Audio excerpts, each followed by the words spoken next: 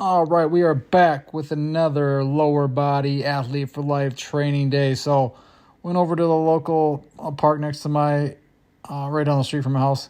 Not sure why my phone. I don't know if I hit something that's blurry, if it's that cinematic mode or whatever. If it just sometimes is outside, it just gets blurry. But sorry, I apologize for the crappy looking, blurry camera here for the outside ones. The other ones are better. But started with just some sprints, warm up sprints after just some short reactionary. Tennis ball or the lacrosse ball was not bouncing on the grass, so we just reacted to when it hit, just some short 10-yard bursts to get going. Then we did some resisted sprints contrasted with unresisted. So 20 yards with a chain to 20 yards without a chain. Did that for, I think I did 4 to 5 sets of each of those. Then just did some simple change of direction, crossover step to 10-yard sprints, and you can tell, look at all the bugs out there. It's just a mess. I don't know what's going on, but there seems to be so many more gnats this year than before. Then we go back, working on creating that force, overcoming ISO, split squat, just driving up for 5 seconds, getting on the forefoot, the ball of your foot, rather than back on the heel, on that front foot especially. Pairing or contrasting sets with that with these depth drops into a split squat. So the last 3 weeks or so, I've been doing the just a regular overcoming squat isometric into a squat depth drop, and now just pairing the split squat overcoming ISO with the split squat depth drop. And then the third one is just apply that force and jump. So I like these step up jumps off the bench. I really like this variation. I've done them in the past. I haven't done them in a while, but just like creating that force onto the step or a bench in my case and just exploding off of it. So just that little 3 set, kind of, I'm enjoying it. I don't know what the specific science is or what behind it, but again, it's just experimenting, creating that force with the ISOs,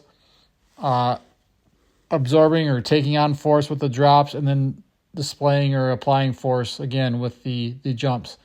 Then our heavier lift, we did drop catch or rebound rep, whatever you want to call it, on the safety bar squat. And the jump we paired with that was the kneeling, starting kneeling jump to a hurdle jump. So you start in the kneel, jump up from your knees right into a hurdle jump, work our way up to that. Then we, again, worked our way up on the drop catch squats. Here's another set of those. And then we also did a back movement in here. But again, I think we got another jump coming up. Worked our way up to, I believe that was 41, 42 inches, somewhere in there. Was the highest there.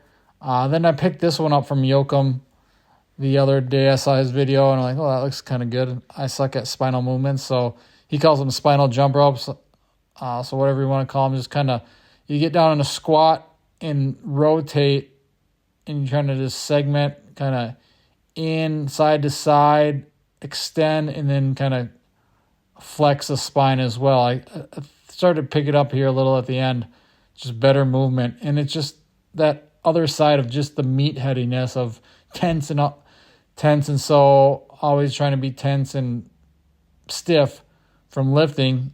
Get some of this, that yin and yang, the opposite, the feminine side, and get this movement, the flow.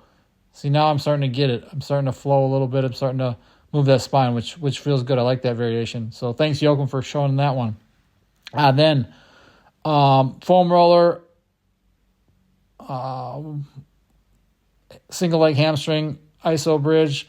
Added some weight just to add a little bit to it rather than just a single body weight. So add a plate on the crotchal area there. Hit that for both legs. And with that, I paired, again, doing a lot of contrast this phase, adding jumps into my training, just contrasting just for time. I mean, it's not, sure, it post-potentiation effect or whatever, that might be a role in it, but I just like to do it just a superset and change things up a little bit and save some time there. But I did these, I don't know what to call them. I don't know if I like them. Broad jump to single leg bound type-ish thing. So you're starting on a 2-foot broad jump, land on one and right into a bound. Again, Would have rather did them on the grass, but the grass was slick, so didn't want to embarrass myself flopping and falling down. So did this, boom, boom, explode, and try and just jump farther each time. So that was those. Then head in, finished it off with the lying hamstring, straight leg impulses. Really like this variation. I've mentioned it before, and it's just becoming a staple in there. So hit a couple sets. Again, not a lot of volume on these, heavier, and only a couple sets. So it looks like I'm doing a lot of stuff, but I'm not doing a ton of volume of each of them. Not a ton of sets. Then the extensions as well. The leg extension one, I like that variation as well. I don't have a leg extension machine, so those work pretty well. Then some kind of drop adductor and abductor catches to finish it out and raise it back up. Oh, and forgot about the GHR weighted crunches as well. So that was the workout today. Hopefully you enjoyed. Want to jump in and join me and train along with me? You can do it from anywhere in the world. Just click the link in the bio and we'll get you going. Thanks for watching, guys.